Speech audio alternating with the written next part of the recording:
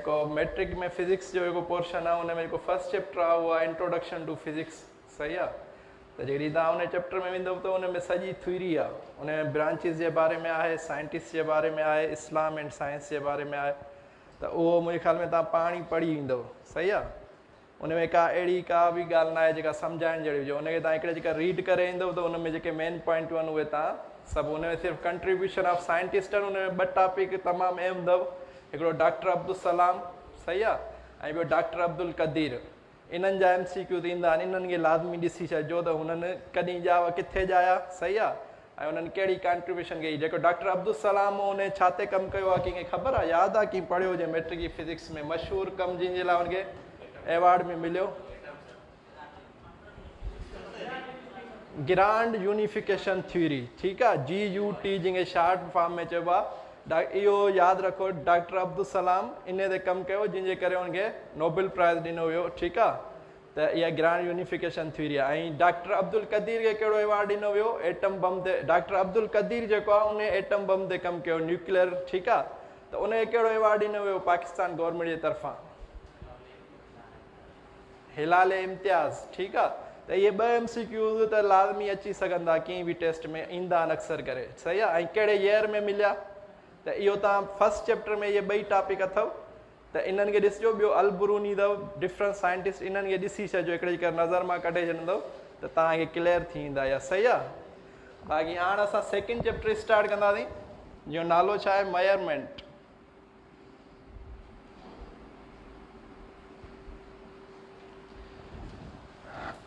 हाणे मेजरमेंट में जॾहिं असां स्टार्ट था कयूं त सभिनी खां पहिरीं असांखे क्लियर हुजणु खपे त मेजरमेंट छा खे चइबो आहे। मेजरमेंट असां डेली लाइफ में बि ॾिसंदा आहियूं, किथे बि तव्हां हलिया वञो, की दुकान ते हलिया वञो, की शॉप ते हलिया वञो, पेट्रोल पंप ते हलिया वञो, त ज़ाहिरी ॻाल्हि आहे हर शइ असांखे मेयर करे ॾिनी वेंदी आहे। बिना मेजरमेंट जे, मेजरमेंट माप करण खे चइबो आहे, पर जेके इनखे डिफाइन कयूं त कीअं डिफाइन कंदासीं असां मेजरमेंट खे, व्हाट इज़ मेजरमेंट, को डिफाइन करणु चाहींदो तव्हां मां?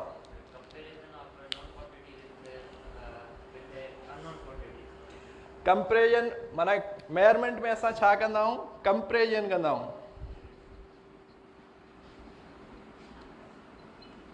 कंपेरिजन जो मतिलबु छा आहे, भेट करणु, माना 2 शयुनि जी भेट कंदा आहियूं। मेजरमेंट जो मतिलबु छा आहे, 2 शयुनि जी भेट करणु। उहे 2 शयूं कहिड़ियूं हूंदियूं, जॾहिं बि असां मेजरमेंट कंदा आहियूं त उन में हिकिड़ी शइ जी असांखे वैल्यू ख़बर हूंदी आहे। कहिड़ी शइ जी वैल्यू ख़बर हूंदी आहे असांखे, जेको असां वटि हिकिड़ो स्टैंडर्ड हूंदो आहे। जीअं असां को वज़न तोरींदा आहियूं त 1 kg जो जेको वटि हूंदो आहे, या जंहिंखे असां पथर जेको 1 kg जो हूंदो आहे, उन जे वज़न जी त असांखे ख़बर लिखियलु हूंदो आहे त हीउ 1 kg जो आहे, हीउ 2 kg जो आहे, हीउ 3 kg जो आहे, या हीउ 5 kg जो, सही आहे। त इहा असांजी छा थींदी, नॉन क्वांटिटी। इहा छा थी वेंदी असांजी, नॉन क्वांटिटी, सही आहे। या हिनखे तव्हां चई सघो था स्टैंडर्ड क्वांटिटी, ठीकु आहे। नॉन क्वांटिटी खे असां ॿियो वर्ड चवंदा आहियूं स्टैंडर्ड, या यूनिट बि तव्हां चई सघो था, ठीकु आहे। ऐं इनखे असां कंपेयर छा सां कंदासीं, अननोन क्वांटिटी सां। अननोन क्वांटिटी असांजी कहिड़ी हूंदी, जेका शइ असां मेयर पिया कयूं। हाणे जीअं डेफिनेशन था त मां नॉन क्वांटिटी या स्टैंडर्ड खे जॾहिं तव्हां कंपेयर कयो छा सां, कीअं बि अननोन क्वांटिटी सां, त इन प्रोसेस खे असां छा चवंदा आहियूं, मेजरमेंट। मतिलबु comparison of standard with unknown quantity is called measurement. तव्हां कपिड़ो वठण बि वेंदा आहियो त छा कीअं मेयर कंदा आहिनि कपिड़े वारा, थान जेको हूंदो आहे कपिड़े जो जेको, उहो त ख़बर न हूंदो आहे हुन में घणा मीटर कपिड़ो आहे, पर उहो छा कंदो आहे, मीटर जी राड खणी उन सां कपिड़े खे माप कंदो आहे। माप करणु माना कंपेयर कंदो आहे न, 1 मीटर ताईं जेतिरो मीटर हूंदो आहे ओतिरा मीटर तव्हांखे कटे ॾींदो आहे। त कपिड़ो असांखे छा थी वियो, अननोन क्वांटिटी थी वई, असांखे ख़बर न हूंदी आहे त केतिरा मीटर आहिनि। ऐं जेको मीटर वारी राड यूज़ थो करे, उहा असांजी छा थी वई, स्टैंडर्ड क्वांटिटी आर यूनिट, सही आहे। क्लियर थी वियो। त इहा असांजी मेजरमेंट जी डेफिनेशन आहे। जॾहिं बि तव्हां कीअं अननोन क्वांटिटी खे कंपेयर कयो छा सां, कंहिं बि मेयर नॉन क्वांटिटी सां या स्टैंडर्ड सां, त उनखे असां चवंदासीं मेजरमेंट, सही आहे। उन खां पोइ असांजो ईंदो आहे फिज़िकल क्वांटिटी। फिज़िकल क्वांटिटी छा खे चवंदासीं असां,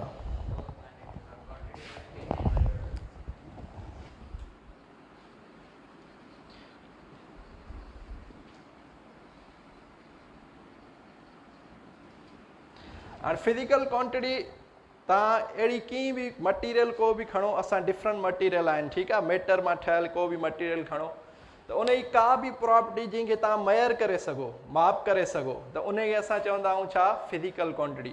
माना एनी क्वांटिटी या any property of material date can be मयर्ड, माना उनखे तव्हां मयर करे सघो कंहिं बि तरीक़े सां, त उनखे छा चवंदव, फिज़िकल क्वांटिटी। मिसाल कीअं आहे, ही बोर्ड आहे, सही आहे, हाणे बोर्ड में वज़न बि आहे, सही आहे, या वज़न खां बग़ैर वज़न अथसि, सही आहे, त उनखे असां छा चवंदा आहियूं, मास। असां मास खे मेयर करे सघूं था, वज़न खे मेयर करे सघूं था, इहा असांजी छा आहे, फिज़िकल क्वांटिटी आहे।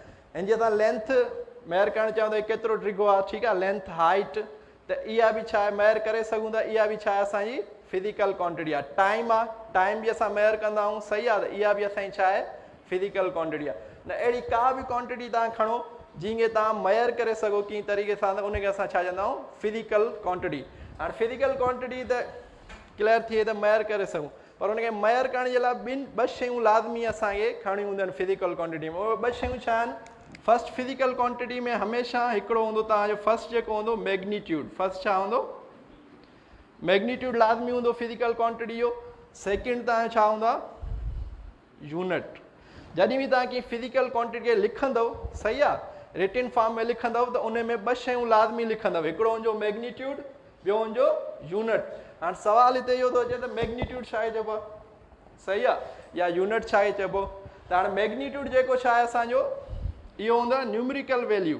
न्यूमेरिकल सम्झो था, न्यूमेरिकल हींअर साईं तव्हांखे पढ़ायो आहे नंबर सिस्टम। न्यूमेरिकल नंबरनि खे चइबो आहे, सही आहे, या अंगनि खे चइबो आहे, ठीकु आहे। त जेको तादाद, कॾहिं बि कंहिं शइ जो तादाद असां छो कंदा आहियूं, छा में छो कंदासीं, जे काउंटिंग कंदा आहियूं, तादाद कंहिं बि शइ छा में छो कंदा आहियूं, नंबर्स में छो कंदा आहियूं। त अहिड़ो वैल्यू जेको नंबर्स में लिखियलु हूंदो उनखे असां छा चवंदासीं, न्यूमेरिकल वैल्यू। ऐं उन न्यूमेरिकल वैल्यू खे वरी फिज़िक्स जी ॿोली में छा चइबो आहे, मैग्नीट्यूड। माना मैथमेटिक्स में तव्हां हुनखे चवंदा न्यूमेरिकल वैल्यू, पर फिज़िक्स में तव्हां हुनखे छा चवंदव, मैग्नीट्यूड। माना को बि नंबर जेको कंहिं बि क्वांटिटी जे तादाद खे शो पियो करे, उनखे फिज़िक्स में तव्हां छा चवंदव, मैग्नीट्यूड, ठीकु आहे। त हाणे फॉर एग्ज़ाम्पल ॿियो असांजो हिते छा आहे, यूनिट, सही आहे। यूनिट छा आहे चइबो आहे, स्टैंडर्ड, सही आहे, ख़ाली स्टैंडर्ड।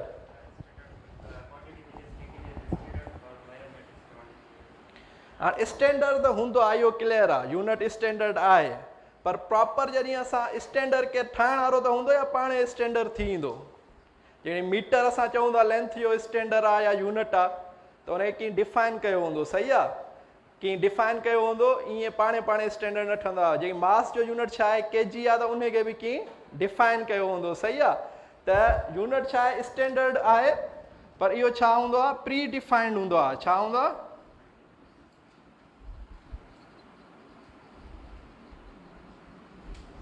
प्री डिफाइंड हूंदो, सही आहे, बाय लॉ, कंहिं लॉ जे थ्रू, कंहिं कन्वेंशन जे थ्रू। कन्वेंशन छा कयो आहे, जीअं असांजी पार्लियामेंट आहे, सही आहे, असेंबली आहे न, त जॾहिं बि को कानून पास थींदो आहे त छा थींदो आहे, वोटिंग थींदी आहे, सही आहे। उहो कानून जॾहिं इम्प्लीमेंट थी वेंदो आहे, पास थी वेंदो आहे, त उहो लॉ थी वेंदो आहे, पोइ सभिनीनि खे उहो मञिणो हूंदो आहे पाकिस्तान में, सही आहे, आइन जंहिंखे असां चवंदा आहियूं, सही आहे। त जॾहिं हिकिड़े जे करे उहो पास थी वियो, त पोइ सभु उनखे मञींदा, केर बि पाकिस्तान जे आइन खे न मञींदो त पोइ उहो छा थींदो आहे, मुजरिम थी वेंदो, या उनखे ॿिया उनखे चवंदा तूं आइन जे ख़िलाफ़ पियो वञी, सही आहे। त अहिड़े तरीक़े सां जॾहिं यूनिट हूंदो आहे, इहो बि कीअं न कीअं ऑर्गेनाइज़ेशन आहे असां वटि, जंहिंखे असां चवंदा आहियूं इंटरनेशनल जेका bureau of weight and measures, उहा छा कंदी आहे, हिननि खे डिफाइन कंदी आहे त मीटर या सेकेंड या जेके बि यूनिट आहिनि उहे केतिरो, मीटर केतिरी लेंथ जो थींदो, 1 kg केतिरो थींदो, सेकेंड केतिरे घड़ी जी टाइम खे असां चवंदासीं, त उहे सभु केरु डिफाइन कंदो आहे, असांजी हिकिड़ी ऑर्गेनाइज़ेशन आहे।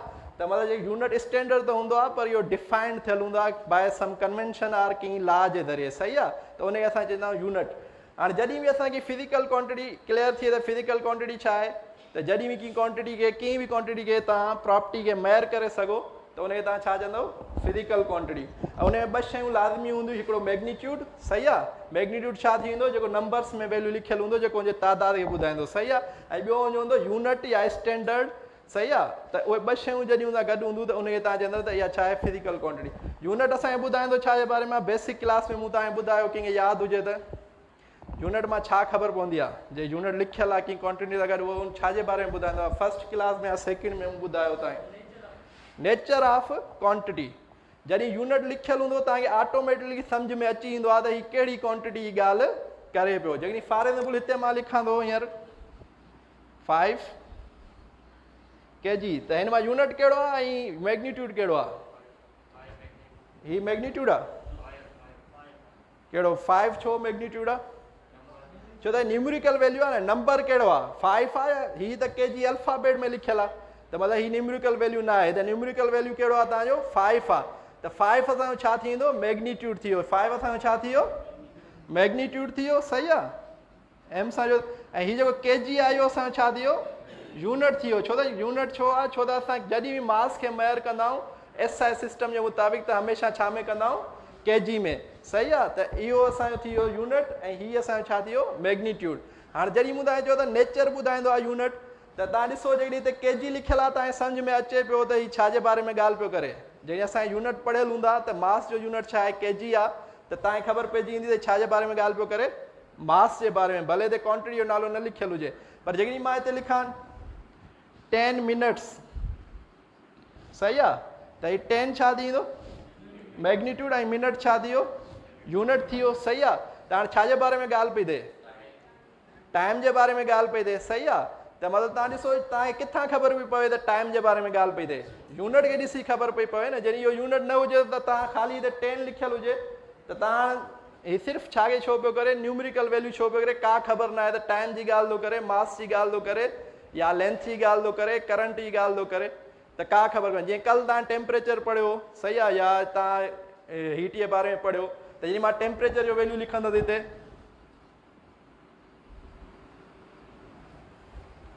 सही आहे, टेम्परेचर वैल्यू सही लिखियल आहे, जेके चवंदा सही लिखियल आहे उहे हथ मथे कयो, छो कीअं ख़बर पई त ग़लति लिखियल आहे?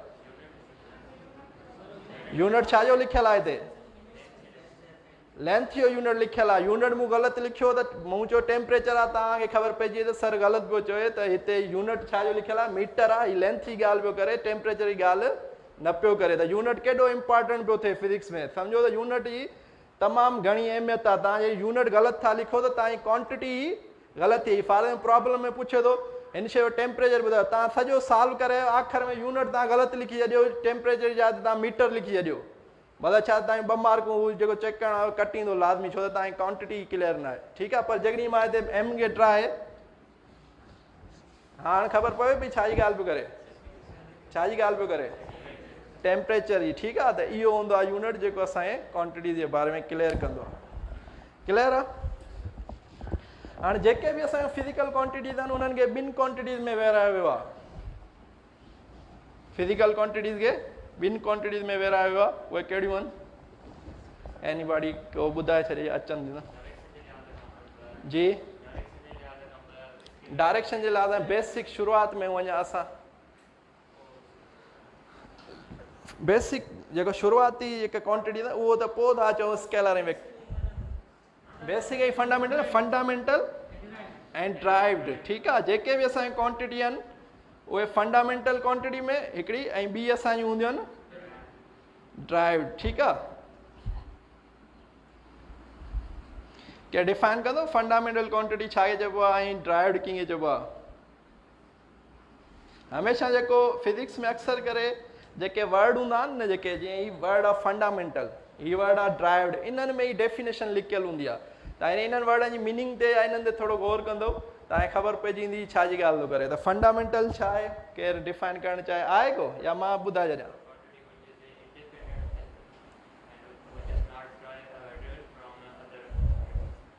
ठीकु आहे। हाणे फंडामेंटल क्वांटिटी खे त जॾहिं असां सिंपल वर्ड में लिखूं त हिनखे चइबो आहे बेस क्वांटिटी बि चइबो आहे, हिनखे छा चइबो आहे? Base quantity. बेस छा कंदो आहे? बेस छा हूंदो आहे? जेकॾहिं आम लाइफ में असां ॾिसूं बेस, कंहिं बि बिल्डिंग आहे जेकी बुनियादु कढे छॾियूंसि त बिल्डिंग बीहंदी, त असांजो त जेके बि तव्हांजूं क्वांटिटीज़ आहिनि उहे सभु किथां वरितल आहिनि? असांजूं फंडामेंटल क्वांटिटीज़ मां। ऐं इहे इंडिपेंडेंट, मतिलबु चवण जो इंडिपेंडेंट, जीअं दोस्त चयो त इंडिपेंडेंट क्वांटिटी, इंडिपेंडेंट जो मतिलबु इहो आहे त इहे कंहिं ॿी क्वांटिटी मां ड्राइव न थियल हूंदियूं आहिनि, सही आहे। इहे हमेशह सिंगल क्वांटिटी हूंदियूं आहिनि, इंडिपेंडेंट हूंदियूं आहिनि। ऐं इनखे जॾहिं वधीक क्लियर मां कयां त ईअं खणी सम्झो त फंडामेंटल क्वांटिटी जॾहिं डिफाइन कंदव त अहिड़ी क्वांटिटी जेका कंहिं मां ड्राइव न थियल हुजे, कंहिं ॿी क्वांटिटी मां ड्राइव न थियल हुजे ऐं उहो पंहिंजो पाण इंडिपेंडेंट हुजे, इहा डेफिनेशन आहे। पर अञा जॾहिं वधीक सवलो कयूं त मां चवंदुसि जेके फंडामेंटल क्वांटिटी आहिनि इहे आहिनि alphabet of the physics, physical quantities. Alphabet of physical quantity कीअं? हाणे ABC आहे न अल्फाबेट ऑफ इंग्लिश आहे, सही आहे। तव्हांखे को बि वर्ड ठाहिणो हुजे तव्हां छा कंदव, किथां ठाहींदव? ABC 26 अखरनि मां ठहंदो न, या इन्हनि खां अलावा किथां ॿाहिरि को वर्ड ठाहींदव तव्हां? नथा ठाहे सघो तव्हां। इन्हनि को बि वर्ड खणो तव्हां इंग्लिश जो, किथां ठहियल हूंदो? अल्फाबेट मां। त ईअं ई तव्हांजूं फंडामेंटल क्वांटिटीज़ आहिनि, इहे असांजूं फिक्स हूंदियूं आहिनि, सही आहे। ऐं उहे हाणे असां ईंदासीं सिस्टम ऑफ यूनिट्स में 1 बाय 1 असां डिफाइन कंदासीं त उहे केतिरियूं हूंदियूं आहिनि, ठीकु आहे। त तव्हां इन्हनि खां अलावा का बि क्वांटिटी जहिड़ी फिज़िक्स में हूंदी उहा किथां वरितल हूंदी? तव्हांजी फंडामेंटल, जे पाण फंडामेंटल आहे, ठीकु आहे। इन्हनि खां अलावा जहिड़ी का बि क्वांटिटी हूंदी त उहा किथां वरितल हूंदी? तव्हांजी फंडामेंटल क्वांटिटी मां वरितल हूंदी, ऐं ॿी किथां ॿाहिरां न वरितल हूंदी, सही आहे। त उनखे असां छा चवंदा आहियूं? Fundamental or base quantities. माना जेके बि ॿियूं क्वांटिटियूं ठहंदियूं उहे किथां ठहंदियूं? तव्हांजूं फंडामेंटल क्वांटिटीज़ मां, सही आहे। हाणे हीअ सेकेंड असांजी छा आहे? Drive quantities. हाणे इहे ड्राइव क्वांटिटी असां किथां ड्राइव वरितूं? इहे छा मां वठंदासीं? फंडामेंटल। अहिड़ियूं क्वांटिटीज़ जेके फंडामेंटल क्वांटिटीज़ मां गॾिजी करे ठहंदियूं, सही आहे, उन्हनि खे असां छा चवंदा आहियूं? Drive quantity. हाणे इहे ठहंदियूं कीअं आहिनि? या त ई पाण में मल्टीप्लाए थींदियूं क्वांटिटियूं, सही आहे, जेके फंडामेंटल क्वांटिटी आहिनि, या त डिवाइड थींदियूं। जीअं फॉर एग्जाम्पल हाणे फंडामेंटल क्वांटिटीज़ जो एग्जाम्पल खणूं असां, त हाणे लेंथ जेका आहे असांजी, ठीकु आहे, इहा छा आहे? फंडामेंटल क्वांटिटी आहे। मास खणां मां, इहा बि असांजी छा आहे? फंडामेंटल क्वांटिटी आहे। टाइम, इहा बि असांजी छा आहे? फंडामेंटल क्वांटिटी आहे। पर जेकॾहिं मां एरिया थो खणां, एरिया जो फार्मूलो छा हूंदो आहे? लेंथ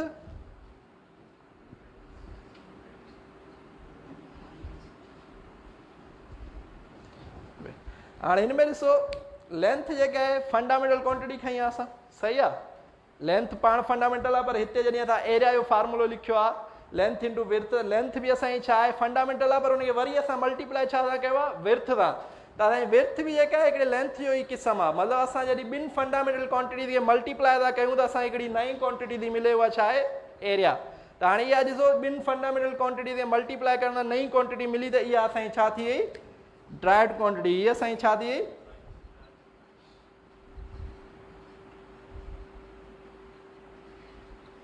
त चवण जो मक़सदु छा आहे? जॾहिं बि ॿ फंडामेंटल क्वांटिटीज़ पाण में मल्टीप्लाए थियनि या डिवाइड थियनि, त उन्हनि मां असांखे छा मिलंदी आहे? नई क्वांटिटी मिलंदी, उनखे असां छा चवंदा आहियूं? Derived quantity. माना ड्राइव क्वांटिटी सिंपली तव्हां चई सघो था जेके फंडामेंटल क्वांटिटीज़ मां ठहनि। ऐं लाज़मी न आहे त हिकिड़ी ईअं बि थी सघे थो त हिकिड़ी फंडामेंटल हुजे, ॿी ड्राइव्ड हुजे, उहे बि पाण में मल्टीप्लाए ऐं डिवाइड थी करे तव्हांजी ड्राइव्ड क्वांटिटी ठाहे सघंदा। हाणे हिकिड़ी ॿियो एग्जाम्पल असां खणूं, जीअं स्पीड आहे। स्पीड जो फार्मूलो छा आहे? कंहिंखे यादि आहे? स्पीड खे असां एस सां छो था कयूं? वी सां छो था कयूं? बुक में एस अपान टी सिम्बोल्स तव्हां के बि खणी सघो था डिफाइन करण लाइ। हाणे एस हिते स्पीड में छो कंदा? डिस्टेंस खे, सही आहे। डिस्टेंस बि तव्हांजी छा जो टाइप आहे? लेंथ जो, सही आहे। ऐं टाइम बि छा आहे तव्हांजो? टाइम बि असांजी फंडामेंटल क्वांटिटी आहे। हाणे ॿई डिवाइड पिया थियनि, टाइम फंडामेंटल क्वांटिटी, डिस्टेंस बि छा आहे तव्हांजी फंडामेंटल क्वांटिटी, ॿई डिवाइड कया थी, असांखे नई क्वांटिटी मिली आहे, उहा छा आहे? स्पीड। त हाणे स्पीड असांजी छा थींदी? फंडामेंटल थींदी या ड्राइव्ड क्वांटिटी थींदी? ड्राइव्ड क्वांटिटी थींदी, सही आहे। त हाणे इहो फ़र्क़ु आहे फंडामेंटल ऐं ड्राइव्ड। माना जेके इंडिपेंडेंट क्वांटिटी, जेके फंडामेंटल क्वांटिटी अथव उन्हनि जा यूनिट हमेशह सिंगल में हूंदा, माना न उहे मल्टीप्लाए थियल हूंदा, सही आहे, न डिवाइड थियल हूंदा, उन्हनि जो सिंगल ई यूनिट हूंदो। ऐं उहे मां तव्हांखे हाणे ॿुधायां थो सिस्टम ऑफ यूनिट्स में त फंडामेंटल क्वांटिटी घणियूं आहिनि। हाणे SI सिस्टम ऑफ यूनिट सभिनी खां पहिरीं पढ़ूं था, छो त अॼुकल्ह जेको यूज़ थिए पियो उहो कहिड़ो पियो थिए? SI system of unit. इनखे चइबो आहे इंटरनेशनल सिस्टम ऑफ यूनिट। त उन में सिर्फ़ु 7 फंडामेंटल क्वांटिटियूं आहिनि। तव्हांखे जेकॾहिं हू ॾुखियाई थी थिए सम्झण में, त सिंपल ट्रिक इहा आहे, तव्हां 7 फंडामेंटल क्वांटिटियूं यादि करे छॾियो ऐं उन्हनि जा यूनिट यादि करे छॾियो। उन्हनि खां अलावा जेके बि क्वांटिटियूं अचनि उन्हनि 7 खां अलावा उहे छा हूंदियूं? तव्हांजूं ड्राइव्ड क्वांटिटियूं। उहे 7 जेके हूंदियूं सिर्फ़ु तव्हांजूं छा हूंदियूं? Fundamental quantity. उहे 7 केरु नाला ॿुधाईंदो? छो त इहे त तव्हांखे अचणु खपनि। जॾहिं ग्रेजुएशन में थियल आहे त माना 7 केरु ॿुधायो थी, नाला ॿुधाईंदो वञे, यूनिट लिखाईंदो वञे, केरु आहे? हिकिड़ो, को बि हिकिड़ो।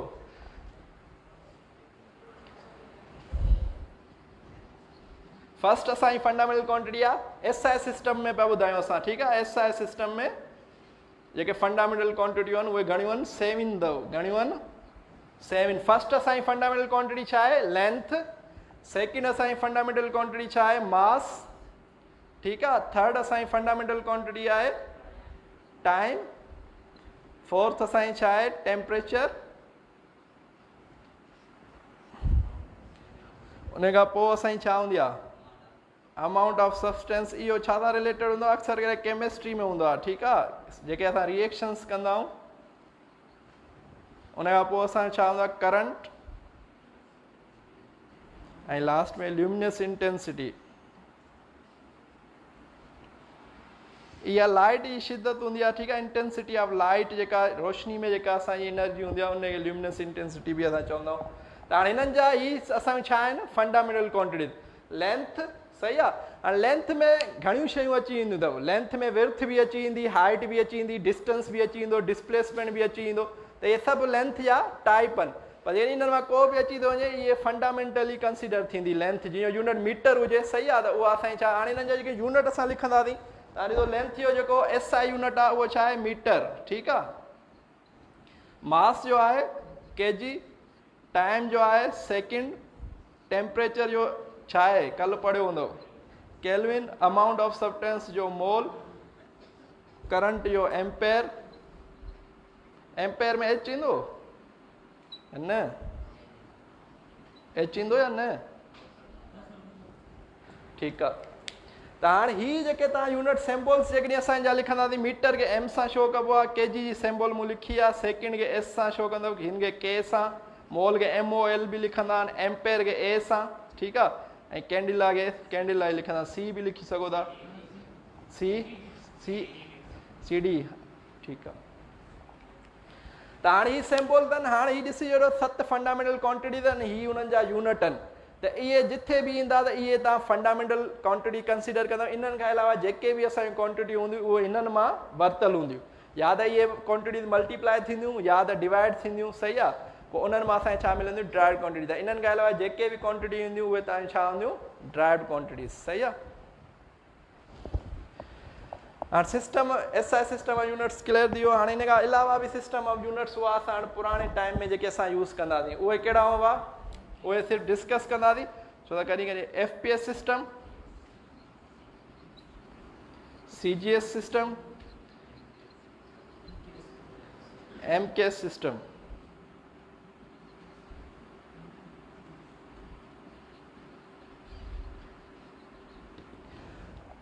हाणे MKS सिस्टम खां शुरू था कयूं। हाणे हीउ जेको आहे हिन टाइम जेको यूज़ पियो थिए SI सिस्टम यूज़ पियो थिए, ठीकु आहे, हीअ इन करे डिस्कस पिया कयूं। हिननि मां बि कॾहिं कॾहिं सुवाल अची ईंदो आहे त MKS सिस्टम में घणियूं क्वांटिटियूं, त SI सिस्टम में घणियूं क्वांटिटियूं आहिनि फंडामेंटल 7, ठीकु आहे, पर MKS सिस्टम हाणे डिस्कस करण पिया आहियूं। इहे पुराणा यूनिट आहे, छो त जॾहिं तव्हां प्रीवियस वेंदव त असां वटि करंट कोन हो, बिजली हींअर आई आहे, ठीकु आहे, 19th सेंचुरी में, सही आहे, 18 या 19th सेंचुरी में, पर उन खां पोइ हिते बिजली जो कॉन्सेप्ट कोन हो, सही आहे, या ल्यूमिनस इंटेंसिटी बि असां वटि कॉन्सेप्ट कोन हो, रिएक्शन्स जो कॉन्सेप्ट बि असां वटि कोन हो। त इन करे इहे शयूं MKS सिस्टम में न हुयूं। लिखणु थोरो बंदि कजो प्लीज़। इहे फिज़िक्स में लिखियूं बि अथव, चैप्टर तव्हां बुक खोलींदव सेकेंड चैप्टर में हर शइ लिखियलु आहे, कोशिशि कयो त हिते सम्झण जी कोशिशि कयो प्लीज़।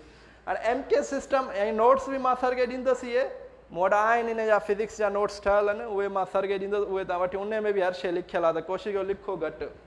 MKS सिस्टम जेको आहे हाणे तव्हांजो MKS, हाणे हीअ जेके सिस्टम आहिनि हिननि जे नालनि में जेको आहे यूनिट जेके आहिनि न उन्हनि जा फस्ट जेके आहिनि अखर रखियल आहिनि, ठीकु आहे, इहा ट्रिक आहे, इन सां तव्हां इनखे इज़िली यादि करे सघो था। हाणे M जेको आहे हिते छाजे लाइ रखियलु आहे, मीटर जे लाइ, यूनिट जा ही खयल आहिनि, ठीकु आहे। K जेको रखियलु आहे हिते kg जे लाइ, किलोग्राम, ठीकु आहे। S जेको लिखियलु आहे उहो सेकेंड जे लाइ। हाणे MKS सिस्टम में यादि रखे छॾियो सिर्फ़ु 3 फंडामेंटल क्वांटिटियूं, पुराणे टाइम घणियूं, हिते घणियूं आहिनि SI में 7, पर MKS में घणियूं 3, कहिड़ियूं कहिड़ियूं, मीटर छाजो आहे, हिते लिखियो बि पियो आहे, यूनिट छाजो आहे लेंथ जो। त फस्ट फंडामेंटल क्वांटिटी जेका MKS में उहा छा आहे लेंथ हुई, सेकेंड छा आहे kg छाजो आहे मास जो, सेकेंड फंडामेंटल क्वांटिटी असांजी छा आहे मास, ऐं थर्ड जेको सेकेंड छा यूनिट आहे टाइम जो। त थर्ड असांजी फंडामेंटल क्वांटिटी छा आहे टाइम। ऐं हिकिड़ी ॻाल्हि यादि रखो त टाइम अहिड़ी क्वांटिटी आहे कि हर सिस्टम में फंडामेंटल आहे। टाइम छा आहे हर सिस्टम में फंडामेंटल आहे, यूनिट बि हर सिस्टम में बेसिक यूनिट जेको रखियो अथनि साॻियो ई सेकेंड रखियो अथनि। त हाणे MKS में 3 फंडामेंटल क्वांटिटियूं आहिनि, कहिड़ियूं कहिड़ियूं, लेंथ, मास एंड टाइम, ऐं हुनजो यूनिट छा आहे लेंथ जो मीटर साॻियो, मास जो kg, ऐं सेकेंड टाइम जो सेकेंड। हाणे ॿियो सिस्टम असां छा आहे CGS। हाणे इहो जेको CGS सिस्टम आहे इहो बि यूज़ थींदो आहे कंहिं टाइम में यूज़ थींदो रहियो आहे। इन में छा C जेको आहे इहो असां यूज़ कंदा आहियूं सेंटीमीटर जे लाइ, ठीकु आहे। G जेको असां यूज़ कंदा आहियूं ग्राम्स जे लाइ, ऐं S साॻियो टाइम जे लाइ सेकेंड। हाणे हिन में बि जेके तव्हांजूं फंडामेंटल क्वांटिटीज़ आहिनि उहे तव्हांजूं छा आहिनि सेंटीमीटर। सेम आहे लेंथ जे लाइ असां यूज़ कंदा आहियूं, हिते मीटर पिया यूज़ कयूं, हिते हिननि कहिड़ो यूनिट यूज़ कयो CGS में सेंटीमीटर। त लेंथ जो यूनिट सेंटीमीटर। वरी सेकेंड जेका फंडामेंटल क्वांटिटी हिन में बि जेका आहे ग्राम जेको आहे इहो मास जे लाइ यूज़ थींदो आहे। सेकेंड क्वांटिटी कहिड़ी मास, ऐं थर्ड क्वांटिटी टाइम। हाणे तव्हां हिकिड़ी ॻाल्हि नोट रखो CGS MKS ऐं तव्हांजी जेका SI सिस्टम आहे इन में तक़रीबन जेके फंडामेंटल क्वांटिटियूं आहिनि सेम आहिनि। टे बेसिक जेके आहिनि उहे छा आहिनि सेम आहिनि, लेंथ मास टाइम। हिन में बि छा आहे लेंथ मास टाइम। फ़र्क़ु छा जो आहे सिर्फ़ु यूनिट जो। हिन में लेंथ जो यूनिट छा थींदो CGS सिस्टम में छा थींदो सेंटीमीटर, ऐं तव्हांजो मास जो यूनिट छा थींदो ग्राम, ऐं टाइम जो यूनिट छा थींदो सेकेंड, ठीकु आहे। त इहो तव्हांखे हाणे यादि रखणु, इहे टे सिस्टम थी विया। ऐं लास्ट असांजो जेको सिस्टम आहे FPS सिस्टम। हाणे FPS सिस्टम जेको आहे इन करे इंट्रोड्यूस थियो, इन जो ॿियो नालो बि अथव FPS सिस्टम जो, उहो छा आहे यादि आहे कंहिंखे ब्रिटिश इंजीनियरिंग सिस्टम बि इनखे चइबो आहे, सही आहे। या FPS चयोसि या त ब्रिटिश इंजीनियरिंग सिस्टम चयोसि, इहे ॿई हिकिड़े ई सिस्टम जा नाला आहिनि। हाणे FPS हिन खे कीअं नालो पियो, हाणे हिन में थोरो फ़र्क़ु आहे। ऐं जॾहिं अंग्रेज़ सुपर पावर आहे, बरतानिया जी सुपर पावर हो, त उन इहो सिस्टम लॉन्च कयो, ऐं पाकिस्तान में बि इहो सिस्टम हलंदो रहियो आहे अंग्रेज़नि जे दौर में, सही आहे। त हाणे इन सिस्टम में थोरो चेंज आयो। हिननि में छा हो लेंथ मास ऐं टाइम छा हुआ तव्हांजा फंडामेंटल क्वांटिटी थियूं, पर हिननि छा कयो हिननि थोरो चेंज कयो। हिननि लेंथ सेकेंड जेका हिननि खईं फोर्स फंडामेंटल क्वांटिटी, ऐं ॿियो खयूं टाइम। हाणे हिन में चेंज आहे। इहो सुवालु अक्सर करे टेस्टनि में अची ईंदो आहे त force is a fundamental quantity in which system, सही आहे। त अक्सर छोकिरा पोइ कंफ्यूज़ थींदा आहिनि, पर इहो फोर्स जेको आहे हिननि सभिनी में टिनी सिस्टम में छा आहे ड्राइव्ड क्वांटिटी थींदी आहे। पर जेको तव्हांजो FPS सिस्टम आहे उन में फोर्स छा आहे तव्हांजी फंडामेंटल क्वांटिटी। हाणे F छा खे छो थो करे लेंथ जे यूनिट खे फुट, ठीकु आहे। ऐं फोर्स जो यूनिट हिते छा खयो आहे पाउंड, ठीकु आहे। ऐं टाइम जो यूनिट साॻियो आहे सेकेंड। त जॾहिं तव्हां F फर्स्ट वर्ड आहे foot F, first word of pound is P, and third word of second is S। त इहो छा थी वियो FPS। त इहो असांजो सिस्टम आहे। त इन में फंडामेंटल क्वांटिटी कहिड़ियूं आहिनि लेंथ फोर्स एंड टाइम, सही आहे। त हाणे हिन में जेको तव्हांजो मास छा थी वियो हिन सिस्टम में मास छा थी वियो, जॾहिं फोर्स खे हुननि फंडामेंटल खयो त मास छा थी वई हिते ड्राइव्ड क्वांटिटी। त असांजो FPS अहिड़ो सिस्टम आहे वाहिद जंहिंमें तव्हांजो मास छा थो थी वञे ड्राइव्ड क्वांटिटी थी वञे। बाक़ी ॿियनि सभिनीनि सिस्टम में मास छा आहे फंडामेंटल क्वांटिटी आहे, ठीकु आहे। त हाणे यूज़ कहिड़ो सिस्टम पियो थिए इहो तव्हांजे ज़हन में रखिणो आहे। हिन टाइम जेको इंटरनेशनली यूज़ पियो थिए उहो SI सिस्टम पियो थिए। त जेकॾहिं तव्हां खां MCQ में सवालु अची थो वञे the fundamental unit of length in SI system, पोइ तव्हां SI वारा रखंदव, सही आहे। जॾहिं हुते को सिस्टम नथो पुछे जस्ट लिखे थो वरी बि तव्हां SI ई खणंदव, छो त हींअर जेको सिस्टम पियो हले कहिड़ो पियो हले SI। पर जेकॾहिं उते फिक्स करे थो छॾे त इन FPS system the unit of length is, पोइ तव्हांखे कहिड़ो यूनिट ॿुधाईंदो फुट। जेकॾहिं तव्हांखे CGS सिस्टम में पुछे थो इन CGS system the unit of length is, त पोइ तव्हां छा खणंदव सेंटीमीटर। त इहा शइ तव्हांखे हुते ज़हन में रखणी आहे त कहिड़ो सिस्टम ऑफ यूनिट्स जी ॻाल्हि करे थो। त हिन में जेको मास आहे केरु ॿुधाईंदो यूनिट छा थींदो FPS सिस्टम। इहो बि इंट्रस्टिंग MCQ आहे, इहो ईंदो आहे अक्सर करे। द यूनिट ऑफ मास इन FPS सिस्टम हीअं छा आहे सल्ग, ठीकु आहे। इहो जेको आहे तव्हांजो सल्ग जेको आहे इहो छा आहे तव्हांजो यूनिट ऑफ मास अथव। इहो यादि रखे छॾियो, छो त अक्सर करे KG पढ़ी करे इहो ज़हन तां निकिरी ईंदो आहे। त FPS सिस्टम में जेको यूनिट ऑफ मास अथव उहो छा आहे सलग आहे। बैटरी जो बुक आहे त कीअं 1 सलग में घणा KG हूंदा आहिनि, इहो कीअं बुक पियो आहे हिते न 1040 न आहे। ॾिसो हिन में इहो ॾिस हिन में सलग जो वैल्यू ॾिसी घणो आहे, हिकिड़े सलग में घणा KG हूंदा आहिनि, इहो ॾिसी छॾिजो न त बुक मां, ठीकु आहे। हुते लिखियो पियो अथव FPS सिस्टम में। त हीअ क्लियर आहे टाइम साईं थी वियो आहे। त वरी हिते क्लास एंड था कयूं, नेक्स्ट क्लास में